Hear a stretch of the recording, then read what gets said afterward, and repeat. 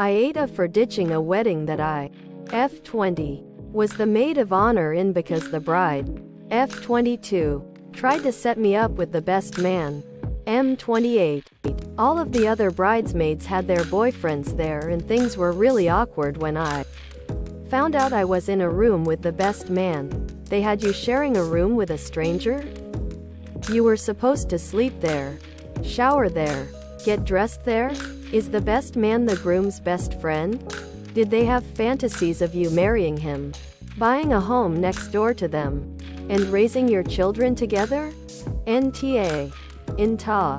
To be honest, that bride sounds like she was setting you up to cheat on your BF or be sexually assaulted in your room. At most it's freaking unbelievable, and she lost all loyalty from you when she actively tried to F up your life. Knowing she was wrong, she tried to tell everyone that you just left for no reason. Tactic of all guilty people to control the crowd and pressure you to apologize. Please tell me your boyfriend does support you in this decision. Don't worry about what these jerk friends are saying to you, because one, they are jerks, and two, who wants friends that do this or think what they did was okay?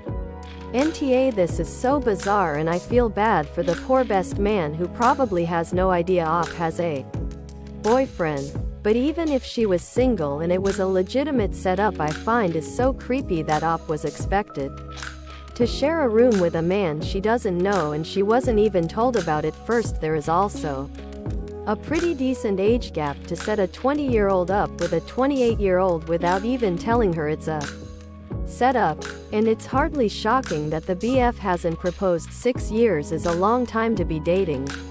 Except they would have started going out as kids.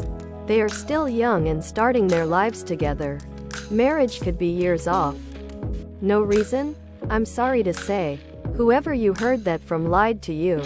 The reason I left is that the bride attempted to force me to share a room with a man other than my boyfriend, repeatedly insulted me and my relationship, and made me feel generally unsafe and disrespected. I was so devastated. I thought she asked me to be her Mo because she thought of me as a close friend. But now it seems like she only did it to attempt to force me into a sexual relationship with a practical stranger. NTA. The bride literally doesn't care about your feelings. So you weren't really her Mo, just a prop she was using to further some other goal. Without knowing more about the situation, I can't be sure whether it was because she was prioritizing the best man over you, or whether it's because she genuinely believes your boyfriend is bad for you, and therefore was just trying to replace him with anyone else. But either way, that is a completely unacceptable way to treat another person. Her behavior would have been appalling if you had been a * stranger. The awishness is off the charts, since she was supposedly your friend, and anyone who can't see that either doesn't know the whole story or else is proving themselves to be an AH as well. NTA. Good for you. Op. What they did was incredibly creepy and dangerous. You're 20. He's 28. First of all, and a total stranger to you. It is not okay that they put you in the same room. I would have left immediately as soon as I found that out. They disrespected you and your relationship. Your boyfriend was even kind enough to encourage you to even go to the wedding without him. You did not overreact. You reacted appropriately. Later than what I would. This internet stranger is proud of you for standing up for yourself and getting yourself out of an terrible situation. These people are not your friends and tried to pimp you out essentially. AITA for telling my wife that she needs to get over me missing the birth of our daughter. NTA. But I wouldn't have brought it up at that moment. During the heat of an argument, I would wait till after things cooled down and talk to her and say how hurtful it is that she keeps bringing that up, and that she knows that you had no control over it. If she keeps trying to use it against you, that'd be a more serious conversation. Edit for clarity. Because apparently some people think I'm gleefully defending the wife here. I wanted to edit to say 1. My comment was before the op clarified that he had already had this discussion with the wife before, and it has continued, and 2. I speak from experience when I say to wait after things have cooled down before speaking. This is why many of y'all can't have functioning relationships. Because you immediately jump to hellfire. With that said, especially because of the added info from the op, I definitely don't blame the op for snapping. But obviously heating conversations will never resolve anything. As I said in another comment down below early on, the op doesn't deserve the resentment from the wife. And I agree with many people that she needs therapy. Only the op and wife can decide what to do from here. And hopefully, for the sake of the kid, can find a resolution that will leave neither with hurt feelings. It's on the kid for coming out a month early. Have you thought about couples therapy? She has unresolved anger towards you. I think you need a professional to sort this out. Info. Does your work not have an emergency on-site person that can be reached in case of? Well, emergency? NTA. This is the definition of both not fighting fair and concealing the real issue. You didn't miss the birth due to negligence or apathy. You missed it due to work requirements. Work is what, I assume, provides income and other necessities. Does she think you should have predicted early labor and what? Quit your job? I recommend counseling to hopefully work past this because her continuing to bring it up for this long is a sign that something else is really the issue. Does she not want you working that job? Is she deflecting from some other marital issue? Does she think you aren't involved enough? AITA for refusing to go to my sister's wedding after she disrespected my late wife and demanded a family heirloom? NTA, please put the necklace in a safe deposit box at a bank so no one can steal it from you. And make other plans. Weekend away or time with a couple friends. Instead of attending the wedding, message a family member to let them know that you're safe but won't be attending Emma's wedding due to her poor treatment of you. Then, immediately turn your phone completely off for the entire weekend. NTA asterisk greater than she's getting married soon and recently mentioned how, now that I'm not really married anymore, I should pass it on to her. No. You absolutely shouldn't. Your grandmother gave it to asterisk you to honor your marriage. Greater than they've all told me I'm selfish. That I need to move on and stop holding on to the past. Luke even said I should be asterisk grateful my family didn't disown me when I came out. As if I owe them something for barely tolerating me. So your sister's clearly met her match in mean spirited entitlement then. I totally get why you don't want to go. So don't keep the necklace. I'm sorry you have such an insensitive bunch of idiots as a family and even sorrier for your loss. Maybe go LRNC while you grieve. I hope you have other supportive people in your life. ETA judgment. NTA, no one should force you out of grief and mourning. Only you can make the determination of when you are ready to move on. Your family is being complete assholes because what they are telling you with this is that they have no more room for you in dealing with the loss of your wife. Which is absolutely appalling. Your sister is an asshole for obvious reason. But your parents are too because they have decided that it is easier to try and push you out of mourning than it is to admonish your sister who has a wedding coming up. They've probably put a lot of money into the wedding and don't want a chance at being uninvited. Should they side with you? I'm so sorry you are dealing with this. I want to give you a big hug. First of all, I am so sorry for your loss. And so young. All those plans the two of you didn't get to see through. Your grief is completely valid and I am disgusted by the people telling you that after just 2 years you should be over it. There's no timeline you're supposed to meet. Skip the wedding. Attending would just be fishing around for more salt to be poured on your wounds. With a wider audience. Your unpleasant, grasping sister is marrying a bigot. Nothing there for you to celebrate. Keep and cherish the necklace. Your grandmother's decision was hers to make and you're honoring her as well as Lily.